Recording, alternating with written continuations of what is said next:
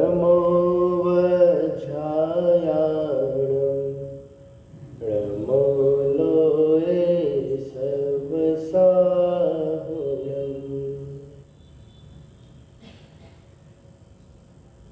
अरिहंत सिद्ध सूरि उपाध्याय साधु सर्व अर्थ के प्रकाशी मांगलिक उपकारी है।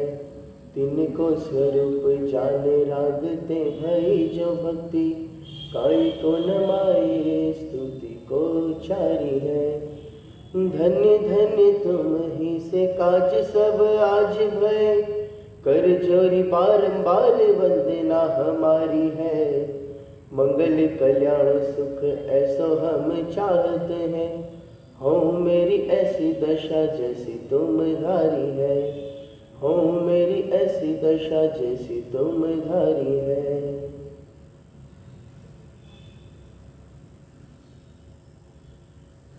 यस्य स्वयं स्वभावाते भावे कृष्ण कर्मण तस्मै संज्ञान रूपाय नमोस्तु परमात्मने।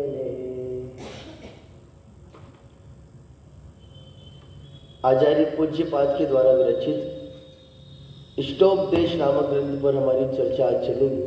थोड़ी आवाज कम करना। जैसा कि कल पंडित जी साहब ने बताया था, इष्टोपदेश इष्ट के लिए उपदेश, इष्ट का उपदेश हमें दिया जा रहा है। इष्ट मतलब क्या? इष्ट मतलब क्या? अच्छा लगता है। अच्छा लगता है मतलब जिससे सुख मिलता है, वही ना। सीधी सीधी बात में अगर अपनी भाषा में समझे तो इष्ट मतलब जो अच्छा लगता है। अच्छा लगता है मतलब जिससे हमें सुख मिलता है, वो हमें सुखी करने का उपदेश, जिससे हमें सुख मिल जाए, जिससे मैं सुखी हो जाऊं, वो उपदेश, वो है इष्टोपदेश। इस ग्रंथ में जितने भी बात है, जितने भी श्लोक हैं, वो सारा हमें सुखी करने के लिए ही है। हालांकि कल जैसा पंडित जी साहब ने कहा था कि हालांकि पूरी जिनवाणी ही, संपूर्ण जिनवाणी ही इष्टोपदेश है, लेकिन किसी एक को मुख्य करके यदि बात की जाए उसकी चर्चा होगी, जिसमें हमारे भलाई का उपदेश दिया जाए, हमें सुखी करने का उपदेश दिया जाए, वो इष्टोपदेश है।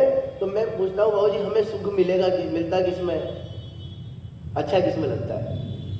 क्या है? अच्छा लगता है जिसमें अच्छा लगे। अच्छा किसमें लगता है भैया? हमें अच्छा क्या लगता है ना? ऐसी वास्तविक बात बता ना, बिल्कुल ऐसा नहीं कि मंदिर में बैठे हैं, प्रवचन में बैठे हैं तो अपन ऐसे ही कह दो यहीं की बात। ओरिजिनल बता ना मन से, बिल्कुल अच्छा क्या लगता है? दुकानदारी करना नहीं। हमें सुख किस में मिलता है? देखो मैं पहले ही बता दूं आपको, कल जैसे मैंने कहा था मेरे को आप लोगों से बात करनी है तो आपको बोलना जरूरी है। और वैसे ही ये इष्टोपदेश ग्रंथ तो वैसे ही प्रश्नोत्तर शैली वाला है। यहाँ शिष्य प्रश्न करता है, आचार्य उपदेश देते हुए, आचार्य उसका समाधान करते हुए अगला श्लोक लिख देते हैं। जब मैं पूछूं तो बताना पड़ेगा बिल्कुल आपको। आप ये मान के चले कि हम वन वे नहीं है। वन वे नहीं है, वन वे समझते ना आप? अकेला मैं ही बोलता जाऊं और बस आप सुन करके चले जाएं तो वो हो गया वन वे। और टू वे करना हो तो मैं भी बोलूं और आप भी बोले, तो अपन इसको प्रवचन ना समझ करके आप क्लास समझे तो चलेगा आपको। मैं पूछ रहा हूं सुख किस में मिलता है? पैसा कमाने में। वेरी गुड, पैसा कमाने में। और किस में? एंजॉय करने में, घूमने फिरने में, है टूर पर, पिकनिक पर जाने में। और किस में मिलता है? कोई कहेगा अच्छा अच्छा खाने में सुख मिलता है। अच्छा अच्छा खाने में मिलता है। कोई अच्छा पहनने में मिलता है, अच्छा ओढ़ने में मिलता है, अच्छी जगह घूमने में मिलता है, कोई सोने में सुख मिलता है। होता है अलग अलग प्रकार के ना, मुंडे मुंडे मतिर बिन्ना तुंडे तुंडे सरस्वती। अलग अलग तरह के, अलग अलग लोगों के अलग अलग भाव है। कोई कहता है सोने में सुख है, गोल्ड वाला नहीं, स्लीपिंग वाला सोना। गोल्ड वाले में भी हो सकता है। महिलाएं हैं तो उनको सुख उधर होगा। अब इधर का पता नहीं, हमारे इधर महिलाओं को सुख उधर गोल्ड में है, गोल्ड में सुख है। तो जिसमें सुख मान रहे हैं उसका उपदेश नहीं। फिर इष्ट मतलब हमारा प्रयोजन सिद्ध हो जाए। और हमारा प्रयोजन क्या है, बोलना पड़ेगा। प्रयोजन क्या है? मोक्ष मार्ग प्रकाशक में टोडरमल जी कहते हैं जिससे सुख उत्पन्न हो, जिससे सुख उत्पन्न हो वो हमारा प्रयोजन है। और जिस बात से हमारे प्रयोजन की सिद्धि हो जाए वो हमारा इष्ट है। जो प्रयोजन की सिद्धि करते वो इष्ट है, और जिससे सुख उत्पन्न हो वो प्रयोजन है। वो सुख कौन सा? ये जो भी मैंने गिनाए ना, वो वाले सुख नहीं। फिर कौन से सुख? शाश्वत सुख। उधर से आवाज आई थी, एक शाश्वत सुख। ये जितने सुख की बात चल रही है ना, ये सारे के सारे सुख टेम्परेरी है, परमानेंट नहीं है।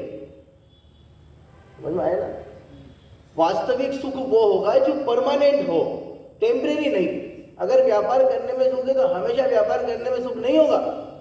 खाने में सुख है तो हमेशा खाते रहोगे तो सुख नहीं मिलेगा। कहां तक खाओगे? 2 रोटी, 4 रोटी, 10 रोटी, 15 रोटी, 20 रोटी। मीठा खाने में सुख है, कितना मीठा खाए हम? तो मीठा खा खा के परेशान हो जाते तो फिर नमकीन लाओ यार कुछ।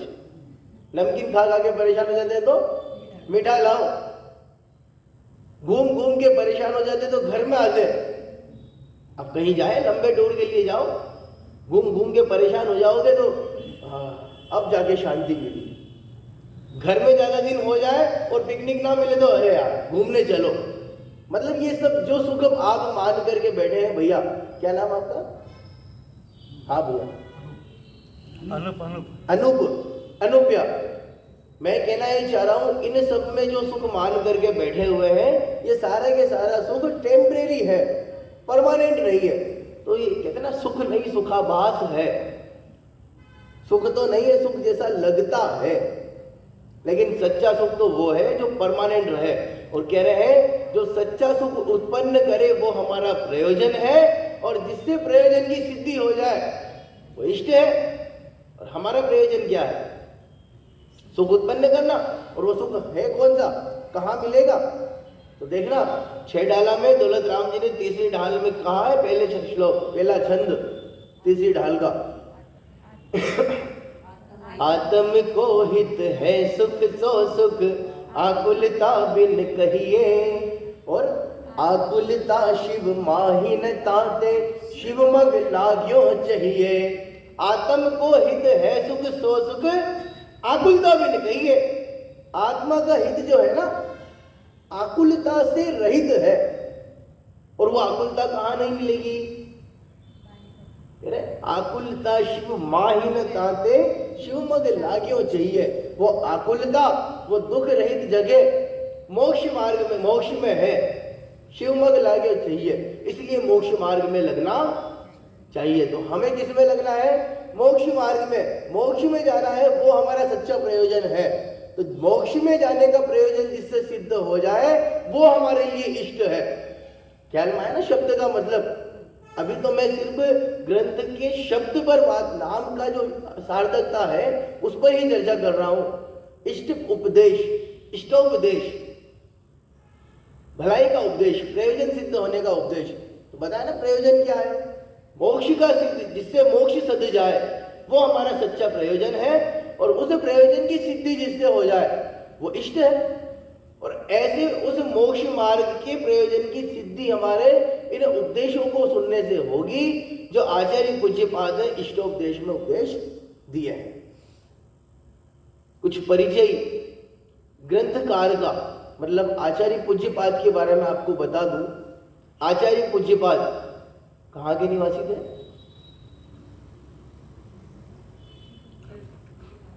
कहाँ के थे? आप ही के यहीं के थे, कर्नाटक के। मूल जन्म जो है आचार्य पूज्यपाद का कर्नाटक के ही निवासी थे। और कोलंगल गांव आता है, कोलंगल गांव। अब वो कहाँ है क्या है सुनने में आता है ना। कोलंगल गांव है कोई कर्नाटक का। आप ये मान के चले आप ही के यहीं के थे। कर्नाटक के निवासी थे। माता पिता का नाम माधव भट्ट और श्रीदेवी,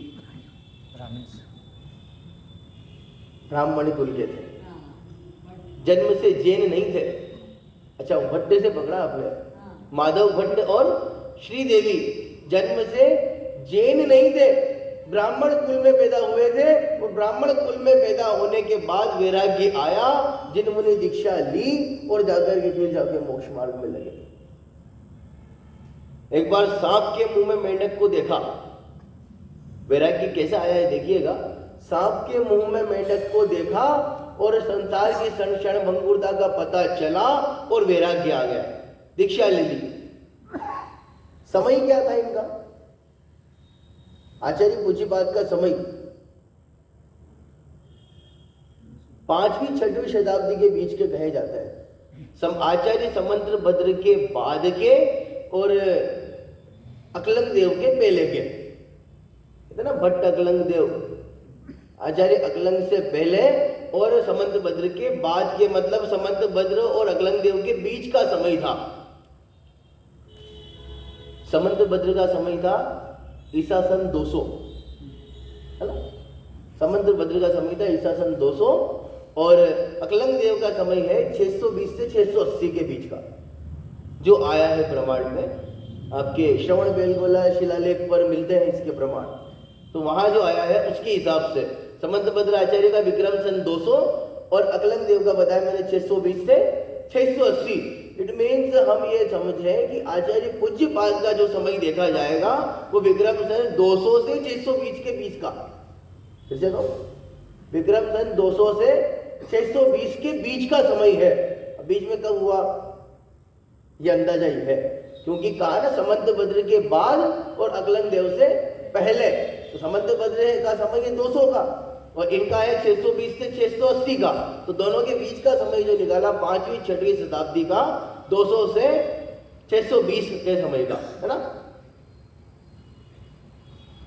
आचार्य पूज्यपाद के द्वारा उनके बारे में इतनी किंवदंतियां कहते हैं, दंत कथाएं हैं या क्या है वास्तविकता, ऐसा कहा जाता है।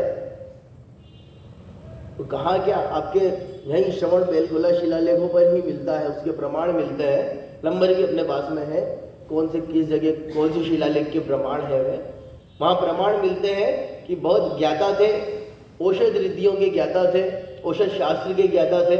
और ऐसा कहा जाता है कि इन्हें वो विद्या प्राप्त थी, पैर पर कुछ लेप लगाते थे और आकाश में गमन कर जाते थे, विदेश क्षेत्र जाते थे। अक्षय व्यास कुंद कुंद आचार्य के बाद में पूज्यपाद आचार्य का नाम आता है, पैर पर कुछ लेप लगाते थे और विदेश क्षेत्र में जाते थे। मूल नाम था इनका देवनंदी, मूल नाम पूज्यपाद नहीं था, मूल नाम था। मैं इसलिए बता रहा हूं क्योंकि इनका ही ग्रंथ पढ़ने वाले हैं तो उनके बारे में जानकारी तो होवे। अगले 15 दिन तक हम 14-15 दिन यही पढ़ेंगे। मूल नाम था देवनंदी, लेकिन पूज्यपाद कैसे हुआ? मैंने कहा ना, पैर में कुछ लेप लगा करके आकाश गमन में करते थे, विदेश क्षेत्र जाते थे, तो पूज्य हो गए हैं पाद जिनके, विदेश क्षेत्र में गए थे ना, पाद मतलब पैर, पूज्य हो गए हैं पाद जिनके, वे आचार्य पूज्यपाद कहलाए। बहुत अन्य भी ग्रंथ की रचना की, कुछ व्याकरण, संस्कृत के व्याकरण ग्रंथ लिखे हैं। आप देखिए, जिनेन्द्र व्याकरण के नाम से एक व्याकरण का ग्रंथ लिखा है, जैनेन्द्र व्याकरण, है ना, वो अलग है, जिनेन्द्र सिद्धांत कोश अलग है और जैनेन्द्र व्याकरण अलग है। आप जैन नहीं, जैनेतर लोगों से भी यदि बात करेंगे और पूछेंगे कि जो संस्कृत के ज्ञाता है अक्षय व्यास, तो जैनेन्द्र व्याकरण नाम उनको भी पढ़ने में आता है कि आचार्य पूज्यपाद के द्वारा लिखा गया जैनेन्द्र व्याकरण ग्रंथ है। जैन ग्रंथ नहीं, संस्कृत व्याकरण का ग्रंथ है। शब्दावतार भी एक ग्रंथ लिखा इनने, वो भी संस्कृत व्याकरण का ही था। इसके अलावा समाधि तंत्र, ष्टोपदेश और सर्वार्थ सिद्धि, इसका नाम आप सभी जानते हैं, सुना होगा। क्या है सर्वार्थ सिद्धि? तत्वार्थ सूत्र की टीका है, टीका है सर्वार्थ सिद्धि, तत्वार्थ सूत्र की टीका, वो भी इन्हीं ने लिखी है, आचार्य पूज्यपाद। तो ये वही आचार्य पूज्यपाद है जिनने सर्वार्थ सिद्धि, स्टोप और समाधि तंत्र इत्यादि आदि ग्रंथ लिखे हैं।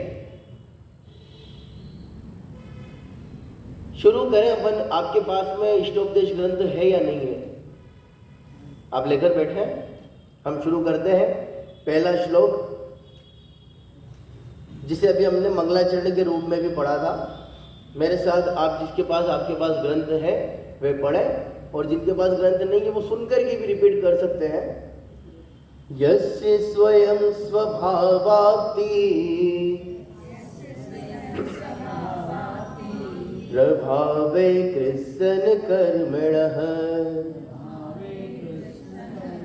बड़ी मतलब मैं माइक बंद करके भी बोलूं तो आपसे तो तेज आएगी आवाज, इतने सारे हो ना, आप थोड़ा एक साथ बोले एक सुर में। यस्य स्वयं स्वभावाप्ति प्रभावे कृष्ण कर्मणः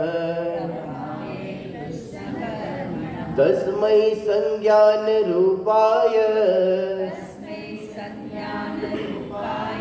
नमोस्तु परमात्मने।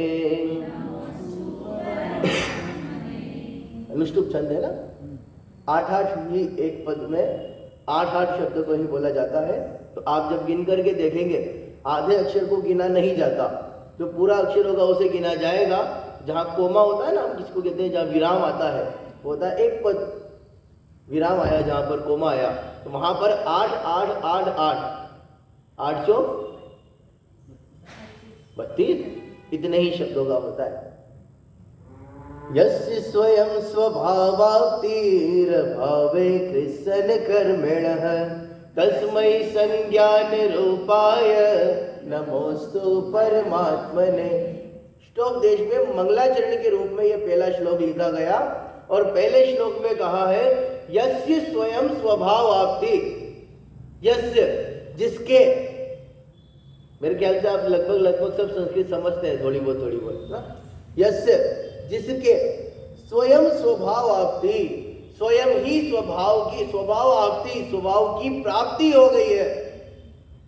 प्रभावी कृष्ण कर्मणः, ये जो ना जब इसको अलग अलग हम विच्छेद करते हैं शेव्या, तो ये जाता है विसर्ग में, और इसका रद में अ निकल करके आता है तो अभाव है ना। विराम अवसानम कर विसानम विसर्जनी, यह सूत्र लगाते थे अपन, वही सस्य ऋत्व विसर्ग वाला है ना, वो ऋत्व विसर्ग। हाँ, यस्य स्वयं स्वभाव आपती, जिसकी स्वयं ही स्वभाव की प्राप्ति हो गई है।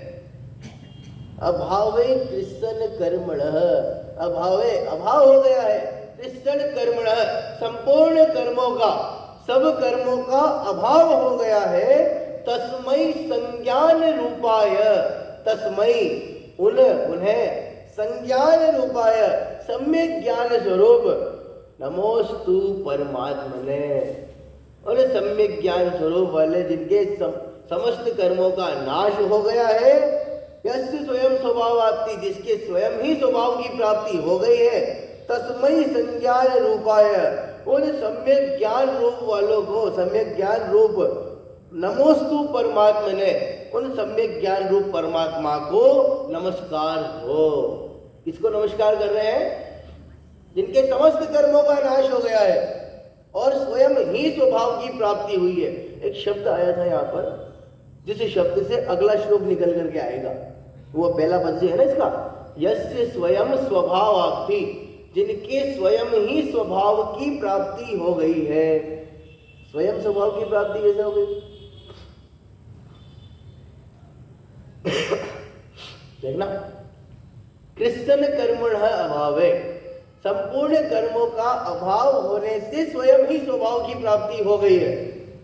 मतलब स्वभाव की प्राप्ति करनी हो तो कहीं बाहर जाने की जरूरत नहीं है। अनुदान बताया, जिसके स्वयं ही स्वभाव की प्राप्ति हो गई हो। मैं कह रहा हूं, यदि स्वयं स्वभाव की प्राप्ति करनी हो तो अपने में ही होगी, बाहर में होगी नहीं। कहीं जाने की जरूरत है कि अपने स्वभाव की प्राप्ति करनी है तो भाई मेरा स्वभाव जैसा है वही तो प्रकट करना है मुझे, बाहर जाने की क्या जरूरत। हाँ, जो कर्म आकर के जुड़ गए थे उन कर्मों को हटाना ही तो है ना। अभावे कृष्ण कर्मणः, जिनके संपूर्ण कर्मों का अभाव हो गया है। तो अभाव कैसे हुआ कि कह रहे बाहर जाने की जरूरत नहीं है। सिर्फ जैन दर्शन ही ऐसा दर्शन है जो आपको पुजारी नहीं बनाता, पूज्य बनाता है। जो आपको भक्त नहीं बनाता, भगवान बनाता है। दास नहीं बनाता, सेवक नहीं बनाता, अपने पास बिठा लेता है। यहां भगवान आपको अपना सेवक नहीं बनाते, दास नहीं बनाते। फिर क्या कहते हैं? नीचे मत बैठ, वहां बैठने की जगह नहीं है। कहां आना है? पास आकर के बैठो, बराबर से बैठो। एकमात्र जैन दर्शन ही ऐसा दर्शन है जो कहता है स्वभाव की प्राप्ति करनी हो तो अपने में होगी, बाहर नहीं होगी। आपने एक भजन सुना होगा, भजन तो क्या वो पंक्तियां है, तुमसे लागी लगन ले लो अपनी शरण, पारस प्यारा मेटो मेटो जी।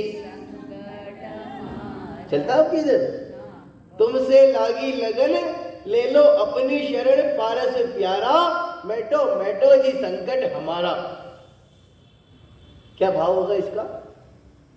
तुमसे लागी लगन, हे पार्श्वनाथ भगवान मेरी आपसे लगन लग गई है, ले लो अपनी शरण, मुझे अपनी शरण में ले लीजिए और मेरे सब संकट को दूर कीजिए। ऐसा ही है ना? हाथ तो भरो, मैं कह रहा नहीं है ऐसा नहीं है। देखो यहां भी कन्वर्सेशन चल रहा है आपस में, आप समझिएगा थोड़ा सा। तुमसे लागी लगन, हे पार्श्वनाथ भगवान मेरी आपसे लगन लग गई है। उधर से जवाब क्या आएगा? ले लो अपनी शरण। अब मेरे से लगन लगाने की आवश्यकता नहीं है, अपनी शरण ले ले, अपनी शरण। समझ में आया कन्वर्सेशन थोड़ा? पारस प्यारा, अब उनने बता दिया। अब आप कितना ही चिल्लाते रहो मेटो मेटो जी संकट हमारा, मिटने वाला भी नहीं है। भजन का उसका भजन की पंक्तियों का कन्वर्सेशन समझ में आया ना? आज तो समझ में आया ना? तुमसे लागी लगन, वो कह रहे ले लो अपनी शरण। यहाँ ये नहीं कह रहे उनके पार्षद भगवान मुझे आपकी शरण में ले लीजिए, क्योंकि वो अगर अपनी शरण में ले ले तो आपको याद है, शरण जो अपराधी को दे, अरे अपराधी वह भगवान। कहाँ की पंक्तियां है? सिद्ध पूजन युगल जी बाबूजी द्वारा लिखी गई, गजब की पंक्तियां लिखी बाबूजी ने। बोलो ऐसा पॉसिबल है क्या कि एक व्यक्ति किसी दूसरे का भला कर दे, एक जीव दूसरे का भला कर दे? हम कह रहे भगवान भी भला नहीं करते, नहीं करते।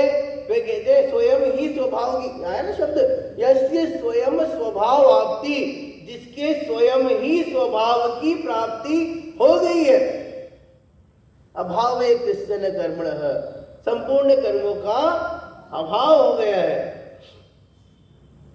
अच्छा मुझे बताओ, स्वयं स्वभाव की प्राप्ति हुई है तो वो जो दशा निर्मल दशा प्रकट हुई है, वो पहले से स्वभाव निर्मल था या हमें करना पड़ा?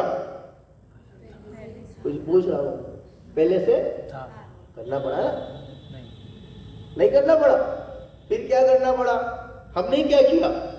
अभावे कृष्ण कर्मण, संपूर्ण कर्मों का अभाव करके तो हमने तो वो किया है कि ऊपर से जो चिपका हुआ था उसको हटाया ही तो है। मेरा कुर्ता साफ है, कपड़ा साफ ही तो था अंडी जी, कपड़ा साफ था। अब इस पर आकर के धूल मिट्टी मेल लग गया, मैंने धूल मिट्टी मेल को साफ कर लिया तो मैंने कपड़ा साफ किया कि जैसा था वैसा हो गया? समझने की बात है अक्षय भैया। मैंने कुर्ता साफ किया, अब कुर्ता चमक गया, मैल लगा हुआ था, गंदगी थी, उस गंदगी को धोकर के साफ कर लिया तो कुर्ता मैंने चमकाया कि कुर्ता जैसा था वैसा ही हो गया? जैसा था वैसा हो गया। मैंने क्या किया? वो जो मिट्टी लगी हुई थी, जो गंदगी थी, वो साबुन लगाया, उसको ब्रश से रगड़ के धोया, पानी में निकाला और साफ कर दिया, तो साफ कुर्ता थोड़ी किया, कुर्ता तो साफ ही था ना, ऊपर से क्या लगा था, क्या लगा था, वो जो मेल लगा था वो मेल साफ किया। तो स्वयं स्वभाव, यस्य स्वयं स्वभाव आपती, स्वभाव तो निर्मल ही था ना, स्वभाव को निर्मल करने की जरूरत थी क्या? यदि द्रव्य दृष्टि से देखा जाए और पर्यायी दृष्टि छोड़ दी जाए तो वास्तविकता में स्वभाव तो निर्मल ही है। अभावे कृष्ण कर्मणः, समस्त कर्मों का अभाव करके कह रहे हैं तस्मै संज्ञान रूपाय, उन सम्यक ज्ञान स्वरूप नमोस्तु परमात्मने, उन परमात्मा को नमस्कार करता हूं।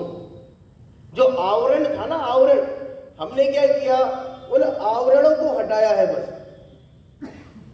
अलग से कुछ किया क्या? स्वभाव तो निर्मल था, यस्य स्वयं स्वभाव आपती भावे कृष्ण कर्मणः, जिसके स्वयं ही स्वभाव की प्राप्ति हो गई है। मैं कहना चाह रहा था यदि स्वभाव पहले से निर्मल था, हमने तो कर्मों को दूर हटाया है। कहा था ना मैंने, अन्य मत में जाते हैं तो ये जैन दर्शन ही एकमात्र ऐसा मत है जो हमें कहता है इधर उधर मत जा, मेरे पास मत आ, अपने आप में चले जाओ। ये कहते हैं ना, कहा ना तुमसे लागी लगन ले लो अपनी शरण, अपनी शरण ले लीजिए, मेरे पास आने की जरूरत नहीं है। आपके पास स्वयं ही स्वभाव में आपके पड़ा हुआ है ना शक्ति हो। अगला श्लोक इसी बात का है, योग्योपादान योगेन दृष्टः स्वर्णतामता। फिर यहां प्रश्न उठता है, वो अगला प्रश्न जो होता ना, पहला समझ में आया ना श्लोक आपको सभी को, मंगलाचरण का अर्थ समझ में आया, क्लियर हुआ। स्वयं ही स्वभाव की प्राप्ति हो गई है, संपूर्ण कर्मों का नाश हो गया है, ऐसे सम्यक ज्ञान करो उन परमात्मा को मैं नमस्कार करता हूं। क्लियर है? अब मैंने कहा था ना, ये जो ग्रंथ लिखा है वैसे ही प्रश्नोत्तर शैली में है, मैं जो पूछूं उधर से जवाब आउटपुट मेरे को मिलना चाहिए। यहाँ पर इस श्लोक को पूरा करने के बाद है ना, शिष्य प्रश्न करता है, मैंने कहा था वो शब्द आया था यस्य स्वयं स्वभाव आपती, जिसके स्वयं ही स्वभाव की प्राप्ति हो गई है। तो शिष्य प्रश्न करता है कि स्वयं स्वभाव की प्राप्ति होती कैसे है? ऐसे कैसे स्वयं ही स्वभाव की प्राप्ति हो गई? मतलब आपको अपने स्वभाव की प्राप्ति, मुझे मेरे स्वभाव की प्राप्ति मेरे में ही हो गई, ये कैसे?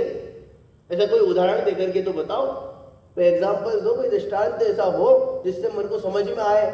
क्या है ना, अपने को स्वयं स्वरूप की प्राप्ति किस प्रकार हो, अपने आत्मा की स्वयं अर्थात आत्मा द्वारा स्वरूप की अर्थात सम्यक्त्वादी 8 गुणों की अभिव्यक्ति रूप उपलब्धि किस प्रकार अर्थात किस उपाय द्वारा होती है, कारण की दृष्टांत का अभाव है। ठीक है ना, कोई एग्जाम्पल दो ना, ऐसा कोई उदाहरण नहीं मिलता कि स्वयं ही स्वभाव की प्राप्ति हो गई, अपने में ही था, मतलब वो शक्ति पहले से मेरे में पड़ी थी, उस कारण से ऐसा कहा जा रहा है। रहे इस कथन को किस प्रकार सच्चा माना जा सकता है, आचार्य उसका समाधान करते हुए अगला श्लोक कहते हैं। आप सभी मेरे साथ पढ़िएगा, जिनके पास में ग्रंथ है वो देख करके पढ़े, वरना मैं बोलता हूं उसको रिपीट करिएगा। योग्योपादान योगेन, योग्योपादान योगेन ऋषदः स्वर्णतामता द्रव्यादि स्वादि संपत्ता। आपको जिनके पास ग्रंथ नहीं है, समझ में आ रहा है ना, तो रिपीट कीजिएगा। द्रव्यादि स्वादि संपत्ता वात्मनोप्यात्मतामता योग्योपादान योगेन ऋषदः स्वर्णतामता द्रव्यादि स्वादि संपत्ता वात्मनोऽप्यात्मता मता। पंडित आशा दर्जी द्वारा पद्यानुवाद है इसका, मैं पढ़ता हूँ, देखो। जो उचित कारण योग से हो स्वर्ण पत्थर स्वर्णमय, त्यों सुद्रव्यादि योग से आत्म की आत्मता प्रगट। क्या उदाहरण दिया, ख्याल में आया थोड़ा बहुत आपको?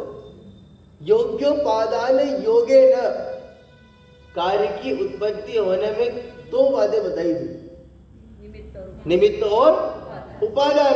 दो ही कारण होते ना, निमित्त और उपादान। योग्योपादान योगे न त्रिषितः स्वर्णता मता। योग्य उपादान के योग से, योग्योपादान, योग्य उपादान के योगेन, कौन सी विभक्ति आएगी? तृतीया विभक्ति, करण से। योगेन, योग्योपादान योगेन, योग्य उपादान के योग से, त्रिषितः, त्रिषितः, त्रिषितः मतलब होता है वो पत्थर जो खदान में होता है ना, सोना, खदान से सोना निकाला जाता है और वो पत्थर में लिपटा हुआ सोना जो रहता है, जैसे सोने में मिट्टी, जिस पत्थर में सोना है और मिट्टी भी लगी हुई है, अभी शुद्ध नहीं हुआ, अभी तबा करके शुद्ध नहीं किया, वो खदान में से निकाला है और पत्थर निकाला है जिस पर मिट्टी भी लगी हुई है। त्रिषितः स्वर्णता मता, जैसे उस पत्थर को भी सोना कहा जाता है। मुझे कहेगा अल्लाह पत्थर बड़ा है जो ला दे, कहते हैं क्या? नहीं कहते ना। योग्योपादान योगे न, क्यों नहीं कहते? कि योग्य उपादान के योग से, उसमें उपादान कारण है ना, सोना बनने का उपादान कारण उस पत्थर में है, इसलिए उस पत्थर को भी सोना कहा जाता है, पत्थर नहीं कहते, है ना। मता, यथा, कुछ जगह मता भी आता है और यथा भी लिखा होगा, है ना। आपके यदि ग्रंथ में ऐसा कुछ हो तो देखिएगा। योग्योपादान योगेन त्रिषितः स्वर्णता मता, द्रव्यादि स्वादि संपत्ता वात्मनोप्यात्मता मता। जिस प्रकार से उस पत्थर को भी योग्य उपादान कारण होने से, योग्य उपादान कारण के योग से सोना कहा जाता है, वैसे ही। प्रश्न समझ में आया ना? समाधान कौन से प्रश्न का चल रहा है? यश स्वयं, बिल्कुल। वो लिंक बना के रखना आपको अगले 15 दिन तक, एक के बाद एक श्लोक में वो प्रश्न वाली जो शंका हुई थी ना, वो लिंक बना के रखिएगा। योग्योपादान योगेन यस्य स्वयं स्वभाव प्राप्ति, इसके स्वयं ही स्वभाव की प्राप्ति हो गई है। तो प्रश्न यही तो था, स्वयं स्वभाव की प्राप्ति कैसे होती है? कोई उदाहरण हो तो देकर के बताइए। कह रहे उपादान कारण के योग से, वो योग्य उपादान कारण का जो योग था, वे उसी कारण से द्रव्यादि स्वादि संपत्ता वात्मनोप्यात्मता मता। आत्मा में भी वो स्वद्रव्य क्षेत्र काल भाव, ये ना, ये हमारी संपत्ति कही द्रव्य की, द्रव्य की संपत्ति कही, स्वद्रव्य, स्वक्षेत्र, स्वकाल और स्वभाव, ये संपत्ति है। आत्मनोप्यात्मता मता, वैसे ही उस आत्मा को भी निर्मल शुद्ध स्वभाव वाली आत्मा कहा जाता है। निर्मल निश्चल चैतन्य भाव मानने में आया है, किसके कारण से? योग्य उपादान के योग से। उपादान कारण भरा है ना उसमें, उस उपादान कारण से उस आत्मा में भी, जैसे कहा ना, स्वयं ही स्वभाव की प्राप्ति हो जाती है। तो वो कारण क्या था? तो अगला श्लोक कहा उपादान कारण उसका कारण है। एक बार और पाठ करेंगे जिनको याद है वो। योग्योपादान योगेन त्रिषदः स्वर्णता मता, द्रव्यादि स्वादि संपत्ता आत्मनोप्यात्मता मता। समझ में आया ना? और विशेषार्थ जो है इस दूसरे श्लोक का और खुलासापन कल की श्रृंखला में करेंगे। अभी के लिए